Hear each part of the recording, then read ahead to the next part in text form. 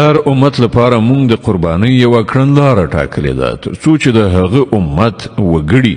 په هغو څارویو باندې د الله نوم واخلي چې هغه ورته په برخه کړي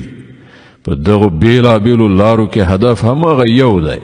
نو ستاسې خدای یکی یو دی او تاسې د همغه د امر اطاعت وکړئ او ای پیغمبره زیری ورکړه د عاجزۍ چلند غوره کوونکو ته چې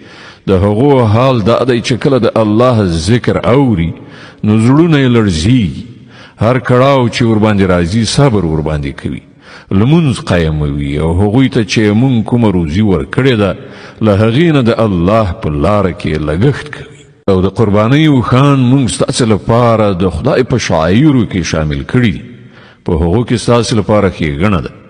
نو هغه ودروئ د الله نوم ورباندې واخلئ او کله چې له قربانۍ څخه وروسته د هغو اړخونه په ځمکه باندې پریوځي نو له هغو نه یې پخپله هم وخورئ او په هغو کسانو باندې هم وخورئ چې قناعت کوونکي دي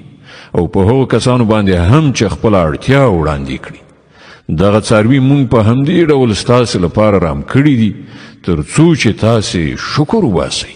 نه د هغو غوښې الله ته رسیږي او نه یې وینې مګر هغه ته ستاسې تقوا رسیږي هغه ستاسې لپاره هغه یعنې دغه څاروي رام کړي دي تر څو چې تاسې د هغه په درکړې لارښوونه د هغه په لویۍ قایل شئ او ای پیغمبره نیکوکارانو ته زیری ورکړه بېشکه چې الله له هغو کسانو څخه دفاع کوي چې ایمان یې راوړی دی دا یقیني ده چې الله هیڅ یو خاین د نعمت منکر نه خوښوي